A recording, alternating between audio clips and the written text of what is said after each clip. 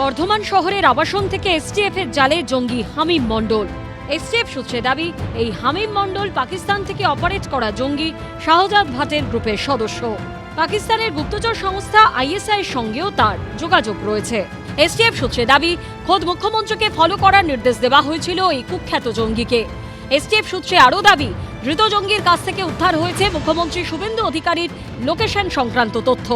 গোয়েন্দারা জানিয়েছেন, দুবাইয়ে পাক গুপ্তচর সংস্থা আইএসআই এর সদস্যকে মেসেজ করে এই হামিম মণ্ডল জানতে চেয়েছিল মুখ্যমন্ত্রীর মুভমেন্ট ফলো করবে কিনা, কিন্তু সেই মেসেজের সূত্র ধরে হামিমের হদিশ পেয়ে যায় এসটিএফ। ইনিশিয়ালি এটা নিয়ে আমার অন্তত কিছু বলা উচিত নয়, এটা এসটিএফ ডিটেলসে বলবে। আজকে পিসি নেবে বর্ধমানে, তারপরে তাদের কাছে এলে তারা আরও ইলেকট্রনিক ডিভাইসগুলোকে অ্যাসেসমেন্ট করতে হবে। এটা তো ন্যাশনাল সিকিউরিটি, আমার একার কথা নয়। 3 মাসও হয়নি রাজ্যে বিজেপি সরকার এসেছে। ক্ষমতায় এসেই সীমান্ত সুরক্ষিত করতে উদ্যোগী হয়েছেন শুভেন্দু অধিকারী। কাঁটাতার বসানোর জন্য বিএসএফ এর হাতে তুলে দিয়েছেন জমি। তার সঙ্গে কি এই ঘটনার কোনো যোগ রয়েছে? নতুন যে সরকার, সেই সরকার তো রাষ্ট্রবাদী সরকার। তারা তো পশ্চিমবঙ্গকে পশ্চিম বাংলাদেশ কিংবা বাঙালিস্তান কিসব বেরিয়েছিল, আরও কিসব বানানোর চক্রান্তের সঙ্গে তো যুক্ত হতে পারে না।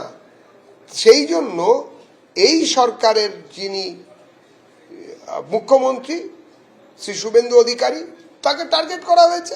এই ধরনের জঙ্গি সংগঠনগুলো সাধারণ মানুষকেও খুন করে দেয়, যেখানে সেখানে বোমা বিস্ফোরণ আমরা তো দেখেছি ভারতবর্ষের বিভিন্ন জায়গায়। সেনা জওয়ানদের মেরে দিয়ে গেল পুলওয়ামায়।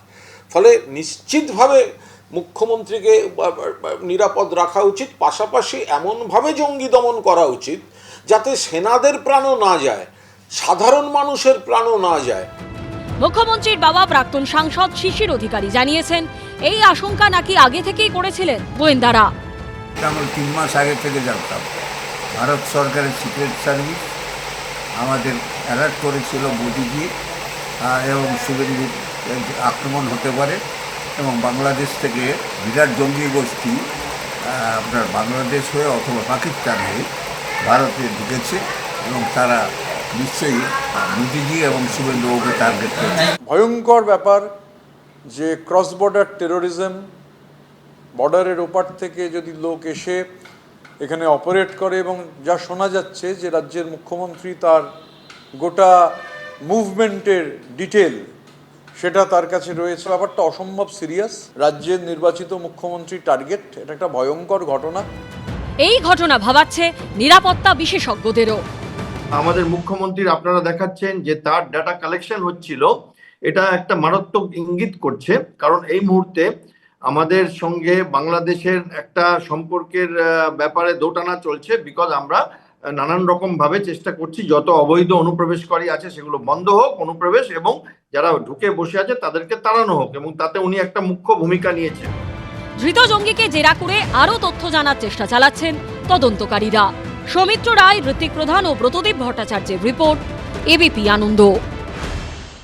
এবিপি আনন্দ, এগিয়ে থাকে, এগিয়ে রাখে।